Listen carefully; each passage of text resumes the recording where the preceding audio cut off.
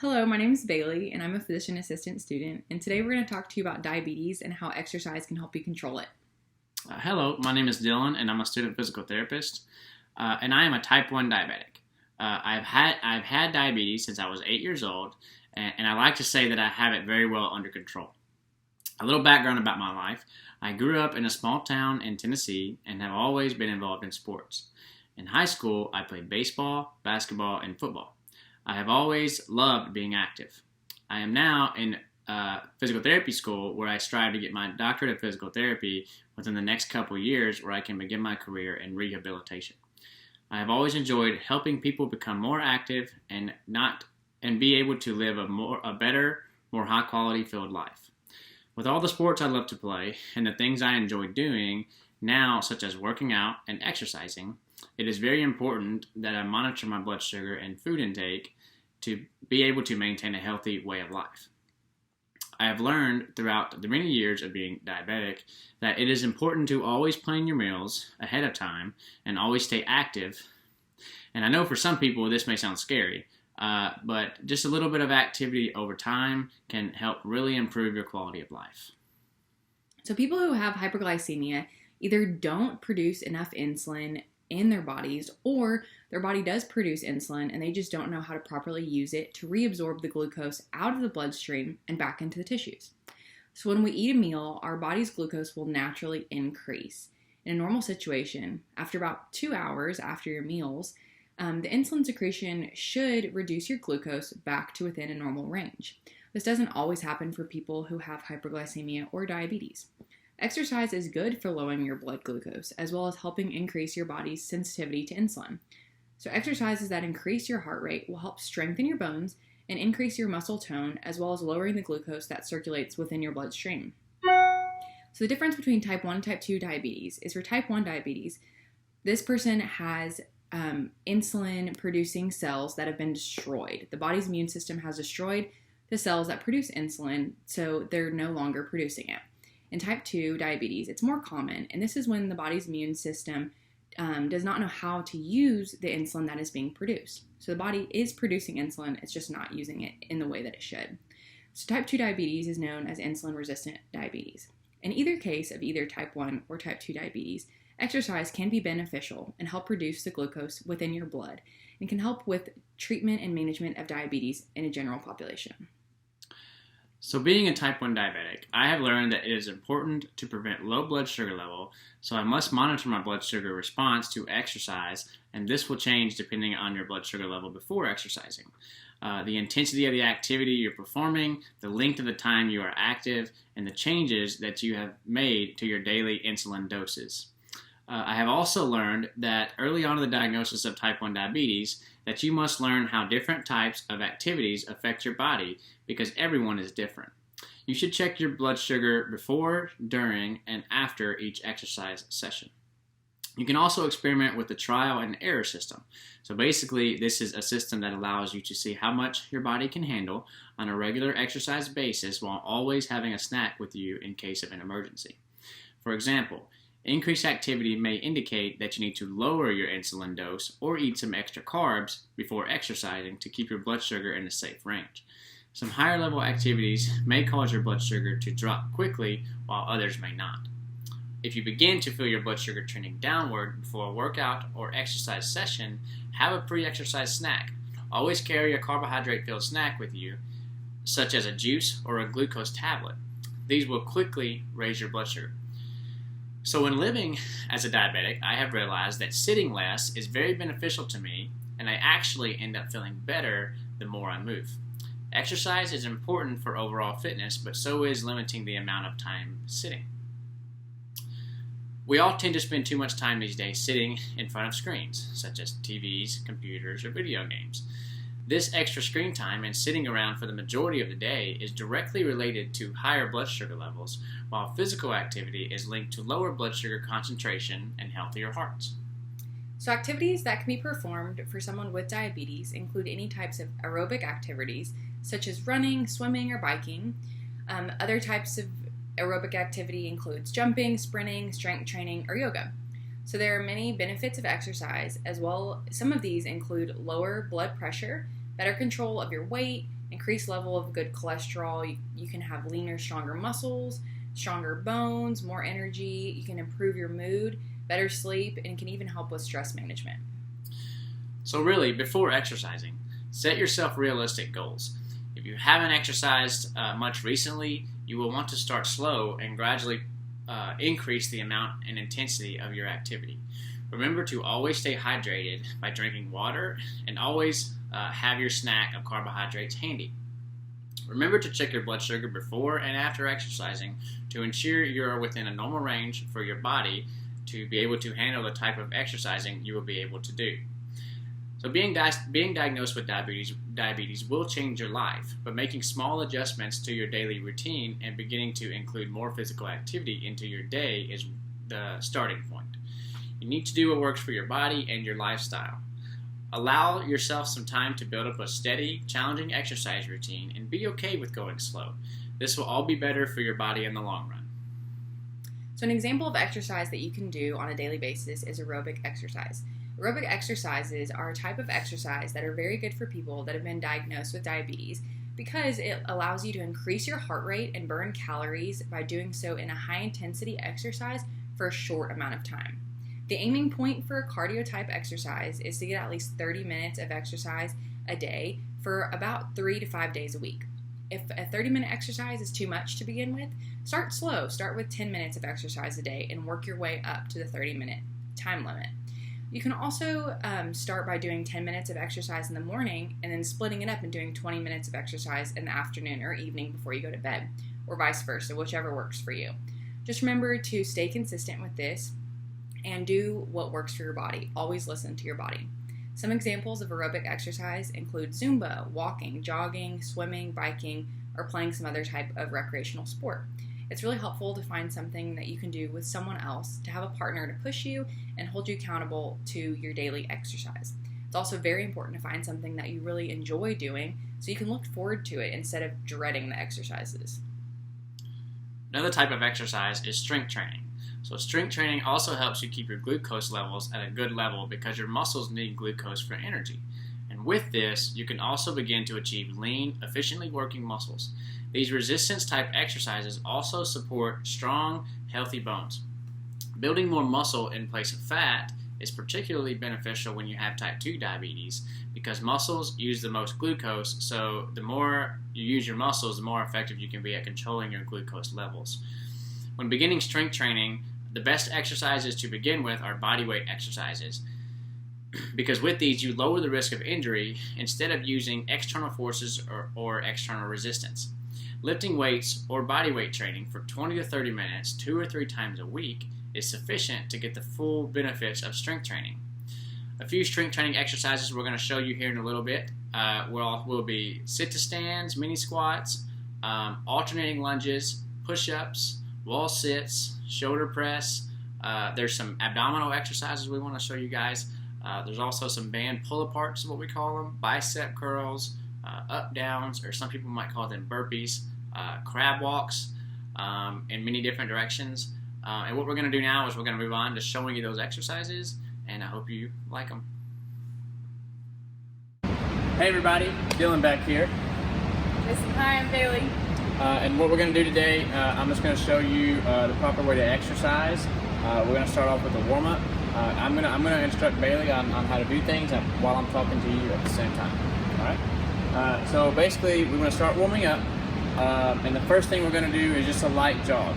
So what I'm going to have Bailey do is she's going to demonstrate each one of them. For the light jog, it's very simple. Just get out there, just start taking a light jog. A lot of times, a good warm-up for this is around 3 to 5 minutes. Normally, you want to just make sure you get your heart rate going and get your blood pressure up a little bit, get your blood flowing good. She's not going to demonstrate that one, but this next one we're going to do is what we call high knees. Okay, so I'm going to have her go from this direction down to there, high knees. Okay, so just watch as she's going to run. She's just pumping her knees, pumping her hands with her feet, getting her knees, trying to get them up to her chest. Okay, what she's trying to do is just make sure she has like light contact on the ground while she's keeping the normal rhythm of running. All right. The next one she's going to do is what we call a side shuffle. So she's going to face a certain direction, The main thing we want to do is stay symmetrical. So we want to face one way going down, face the same way going back. Okay?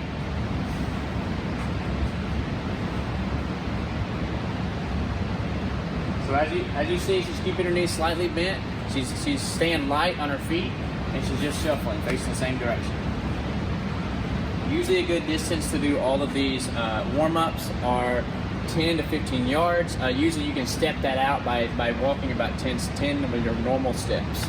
Okay, the next one she's going to do is a karaoke, or dipsy-do as some people call it. And she's going to face the same way. And this one's a little bit complicated. But what you got to do is you start with your left foot, take it in front of your right. We take our right foot through, and then our left foot goes behind. So it's forward, back with our feet. And once you get it down, you can pick up the speed with that, and again, face the same way going down, face the same way going back. Okay? And the next one she's going to do, Bailey, if you can start back there a little bit, she's going to do a lunge. So what I'm looking for here for the lunge is whenever she lunges forward, I want her knee to be right over her toes, okay? And we don't want to go too far back or too far forward. It's bad for your knee. We want to make sure we go straight down. We want to be able to tap our knee to the floor and then come straight back up. And she's going to demonstrate that coming back down and going back.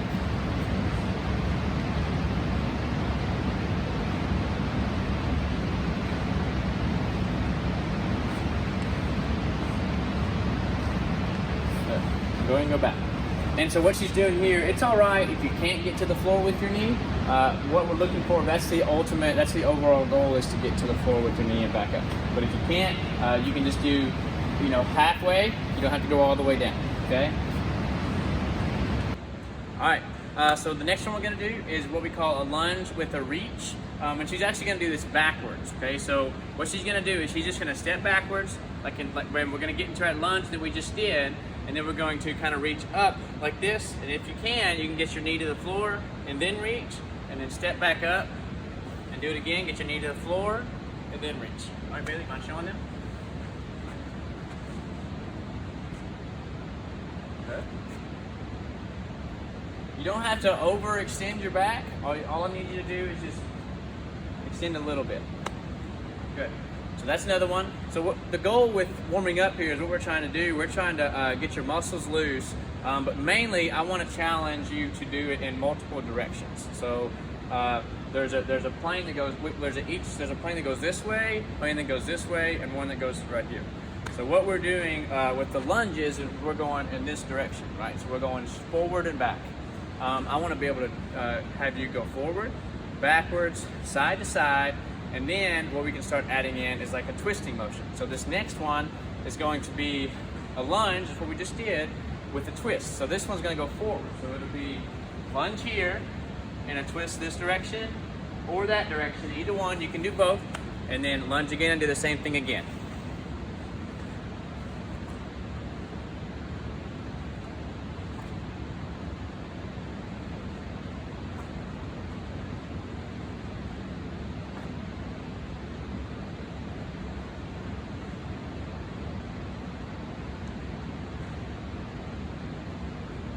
Good.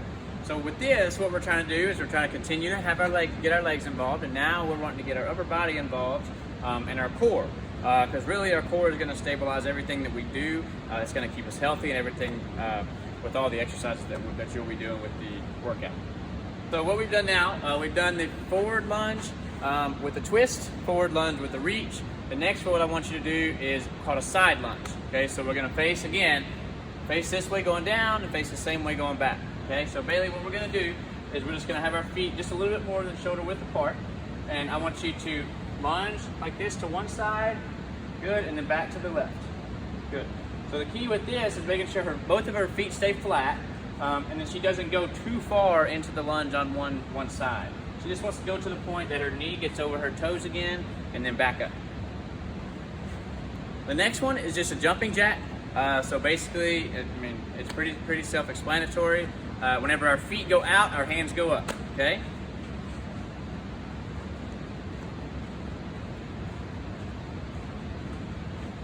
Good.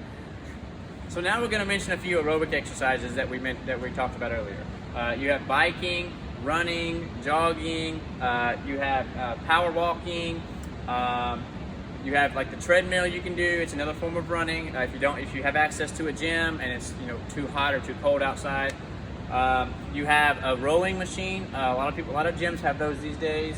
And really, with this aerobic exercise, what you're shooting for is to get your heart rate up.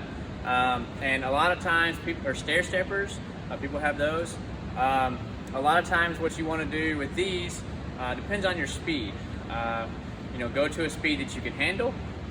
But a lot of times, you can do these for more time. You can do these for 10, 20, or 30 minutes. And what we mentioned earlier, at least 30 minutes a day. And if the 30 minutes is all aerobic, that's totally fine. But what we want to do is just make sure you get out and exercise, because it's important if you're diabetic to get out and exercise. And aerobic exercise is really good for people with diabetes as well, because anytime you can get your heart rate going is good. Get the blood pumping faster is better. So next we're going to talk about is interval training. A lot of times people do this with time, right? So there's a lot of things you can do. You can go 50 seconds on, 10 seconds off, 40-20, 30-30, 20-40. So with that, what you do is I'm saying you're doing your exercise for that certain amount of time, and off is your rest time. So it's really important with that type of exercise that if you can, go to your best of your ability for that certain on time. For the rest time, you completely rest. This is very beneficial. It gets your heart rate up, and it also allows you to push yourself farther and do more reps or higher intensity exercise. Another type of exercise is circuit training. So what we're going to do in a few minutes is we're going to put a few exercises together, show you some exercises you can do, get your whole body working out. But circuit training is where you string together 3, 4, 5, 6 exercises in a row, and then you rest at the end of that. So, one example could be you could do like a squat, and then you could do like a lap around a field, or a half a mile on a bike, or a treadmill. And then you could go into like push-ups, or what some people call burpees, or up downs.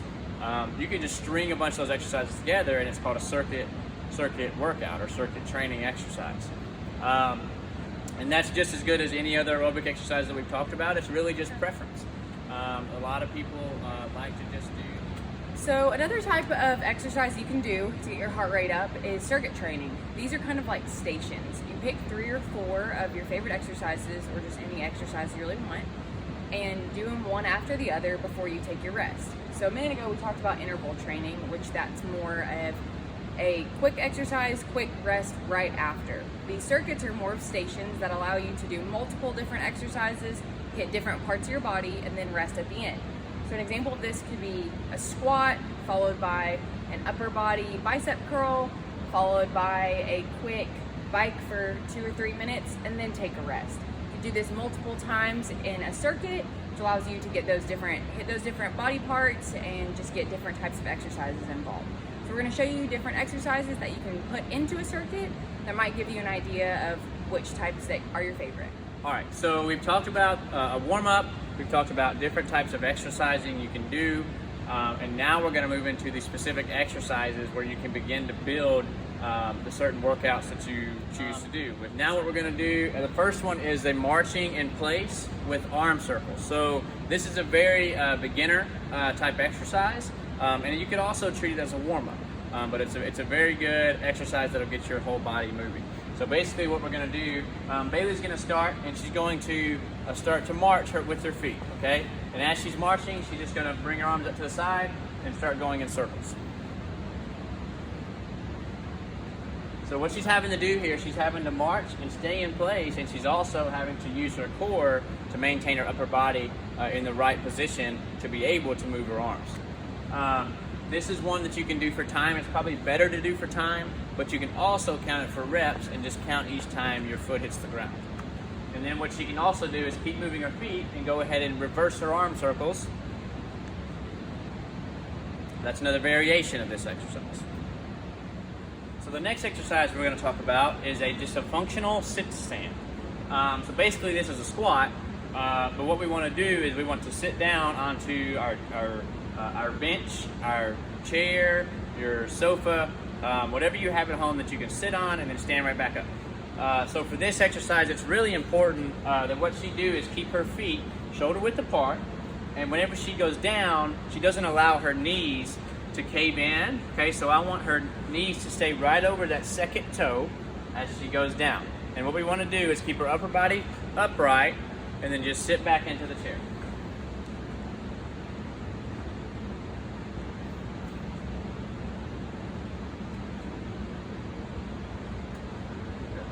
Good. Now, as she's doing that, so what she can also do, if you can't do 5 or 10 in a row like that, if you have a higher surface, even if you have a higher surface, you can still get the benefits of this exercise, and then progress into lower and lower and lower. I would say if you're a little bit not very well balanced or kind of shaky doing this, either have somebody standing around with you, or raise the chair up, put some pillows down to make it a little higher for you. This is really important because everybody has to be able to sit down and get up as much as possible throughout the day. And again, we want to reduce the risk of a possible diabetic neuropathy later in life. So this next one is a progression of what we just talked about with the functional sit-to-stand.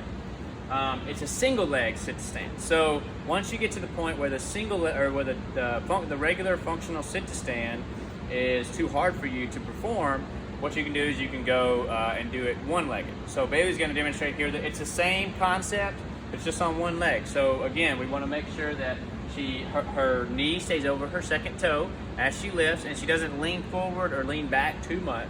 She just pushes through the middle of her foot and lifts up.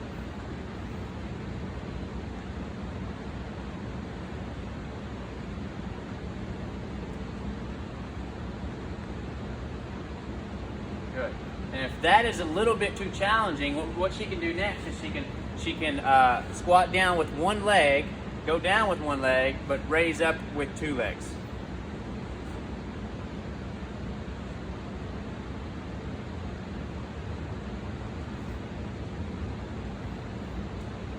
Good. Good. So the slower you can go down with that one leg, the better. And then if you can't get up with that one leg, just switch to two and come right back up. That's a good degression from that single leg sit-to-stand.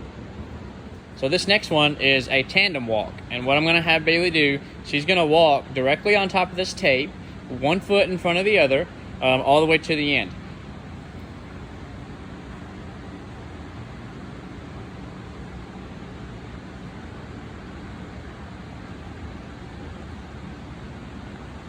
Good. Can you do it again for me? Good. So while she's doing this, what she can also do is she could have a pole or a cane to help balance. She could have a partner that's beside her to make sure she doesn't fall. If you begin to lose your balance, make sure you just kind of fall out of the line and start over.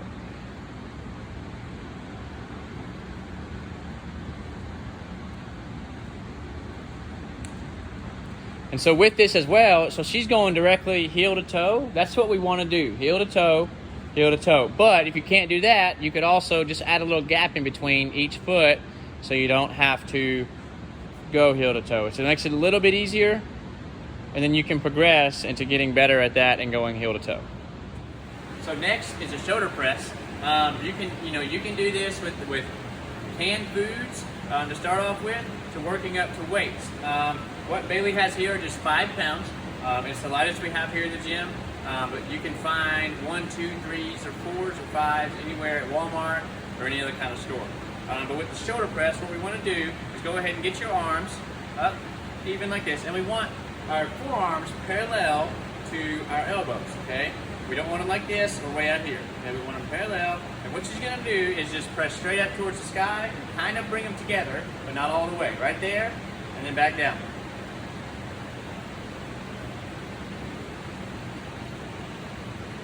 Now it's really important with this that she does not arch her back, that she engages her abs. A good way to describe that is sucking your belly button into your spine, and then also while she's doing that, being able to control her breathing. So next is just the normal bench press. So what I'm going to have Bailey do is take these dumbbells and place them right over her chest. So we want right across her chest here, we want the dumbbells to be, okay? And what she's gonna do is she's just gonna lift them straight up towards the sky. Good. And back down, good. Now it's important with this that she keeps her elbows relatively in the middle. So in the middle, that's to say, I don't want her elbows to be down. I don't want her elbows to be down here or too high to where you risk an injury of your shoulder, okay? We want them normal plane right there, up and down. So next is a progression from the sit stand or just a normal squat. It's called the barbell squat, and this is the barbell. This is about 40 pounds. At most gyms they have them, but really we want you to be pretty advanced to be able to barbell back squat. So what she's going to do, it's the same stance as she was before. It's a comfortable position with our feet shoulder width apart or just slightly a little bit farther than our shoulder width. And what she's going to do is she's going to squat down, and I want to make sure that her knee goes over her second toe, okay? And as she drives up, she doesn't want to bend too far forward or too far back. Just keep the bar comfortable on her shoulder, okay? Good. So her focus right now is pushing through the middle part of her foot, straight down and straight back up.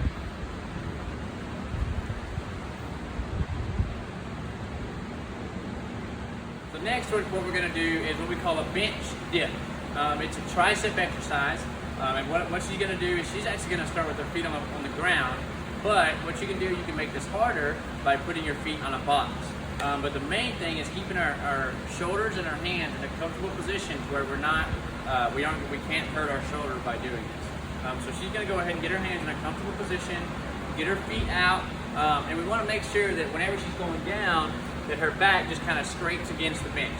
We don't want it to be too far out, and obviously we don't want her to be sitting on the bench. And what she's doing, she's getting a good tricep exercise with this extension of her elbow. Okay.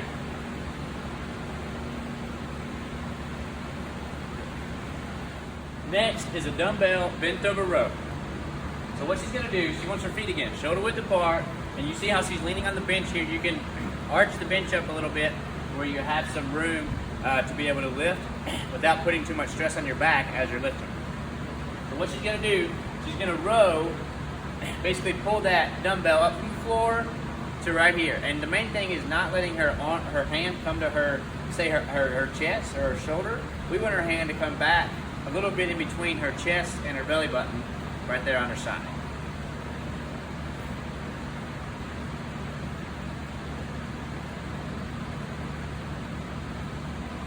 Good. And another point with this is we don't want her to rotate. We just want her to simply lower the weight, raise the weight.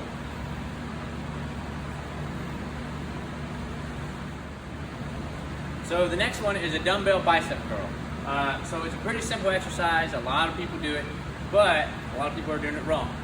The main thing we want to do is we want to place our elbows in a comfortable position along our side.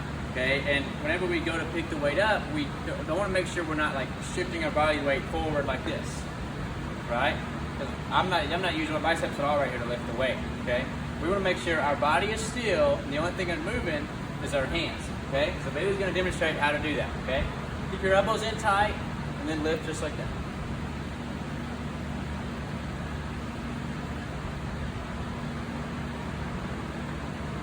Good. And there's a couple different variations you can do with this. She could turn her thumbs up. You go ahead and do what we call a hammer curl. Good. And then she could also turn her palms down and do a reverse dumbbell curl. All of these exercises are working our elbow flexors, which are our bicep and a few others. Next, we're going to talk about step-ups. So what she's going to do, she's going to start with her left foot or right foot, but she's going to start with her left on the step-up here. Good. And this is already in our squat position like we did earlier with one leg, right? So what she's going to do, I just want her, just like you're walking up some stairs, but we want to make sure that her knee doesn't go this way or doesn't go too far forward or doesn't go too far out. So we want, whenever she's going to lift up, she's going to focus on her knee and make sure that her knee stays over that second toe.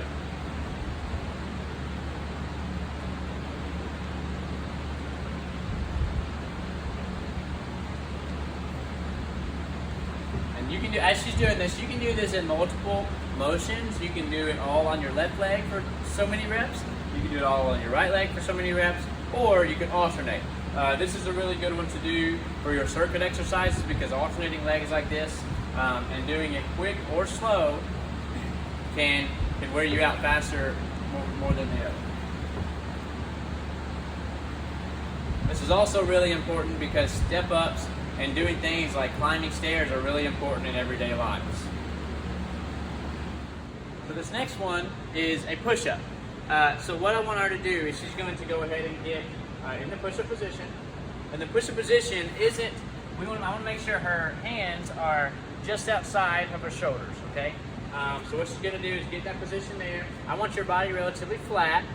We want your core engaged and your feet, we want them to be together, but if they're separated, that's totally fine. And what she's going to do now is I want to make sure that her elbows go in that same angle we did it as the bench press. We don't want her elbows to go too high near her shoulders. We don't want them to go too far back. We want them kind of in the middle. So if I were here facing you, I don't want them here, don't want them here, I want them right there in the middle, okay? And so go ahead and demonstrate that for us. Good. Now we just talked about regular push-ups, but if you can't do those full body push-ups, you can always get on your knees. And so what she's going to do, she's already on her knees here. You can make it easier or harder by putting your knees further or closer to your body, to your arms. And so she's going to start relatively in the middle. Same thing with her hands, keep them just outside of shoulder width apart. And whenever she goes down, we want her elbows in the middle, not too high, not too low.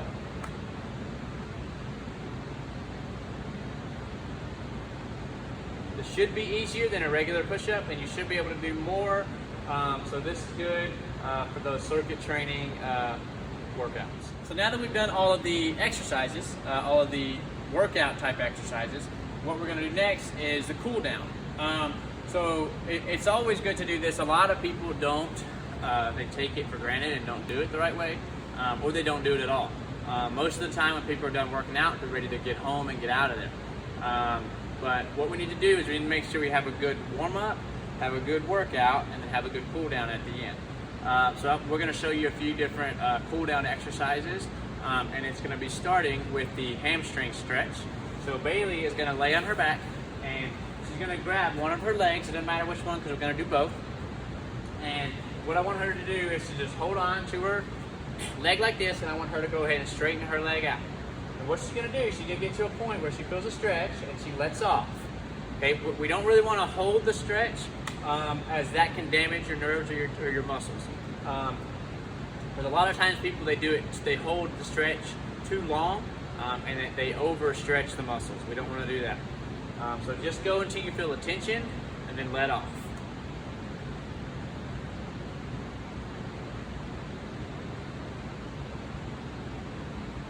I'd say a good rep range for each of these exercises here, each of the stretches that I'm going to give you can be up to 20 to 30 seconds if you're doing it for time. Some of them we're going to do for time, but for this one's going to be repetitions. So 15 to 20 times each leg, and then that's good for your hamstrings. The next one we're going to do is called a quad stretch. So the quadricep is the muscle that's in the front of your leg. So what we're going to do is we're going to pick up that leg right here and use something to balance. You don't have to stand without anything to balance on. And we're just going to use, right here we're going to use the wall. Bailey's going to use the wall. And she's going to start with her right leg. She's just going to pick it up and basically hold it.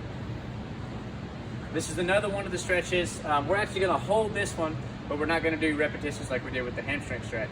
But this is one that you can overstretch your quad. You can overstretch your nerves that run through your leg.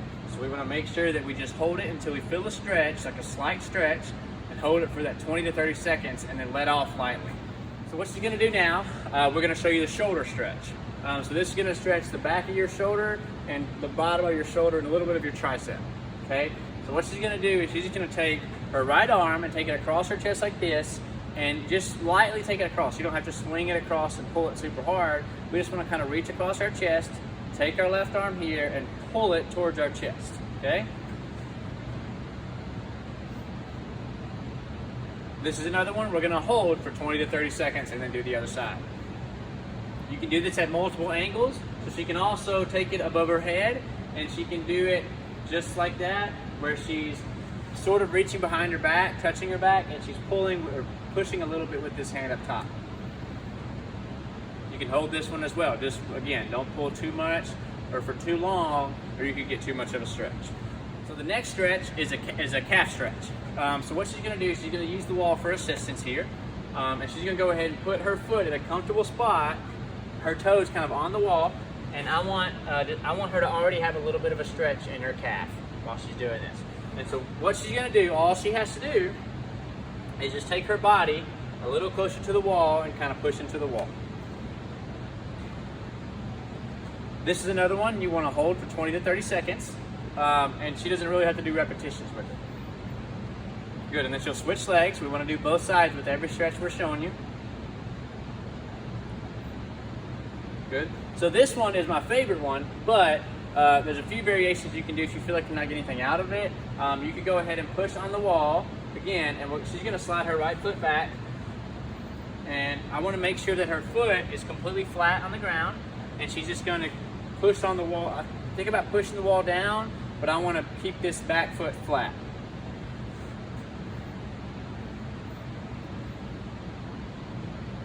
In the progression of this specific one here, she could take her left foot and go ahead and put it on her right ankle, back behind her foot. So hold it down and then press again. You might feel more of a stretch that way by holding your foot down. Good. So now that we've gone through the warm-up, the exercises, and the cool-down, and properly taking care of our body, I want to take a minute to talk about diabetes and how exercise affects it. We kind of mentioned this earlier, but once again, exercise helps lower your body's glucose, and that's really the whole point of exercise. Learning how to do these exercises properly will help you stay safe while you're also taking care of your body. So throughout the exercise, I want to make sure that you remember to drink a lot of water. Drink water the day before. Drink water during when you're exercising and working out. Drink water after. You're going to be sore. Your body is going to need water. Make sure you're taking the proper nutrition. Make sure you're eating good, eating snacks in between workouts, before your workout. Try not to do a workout if you haven't eaten anything. Your blood sugar could be too low. Start to notice how your body feels while you're working out. Are some exercises too hard?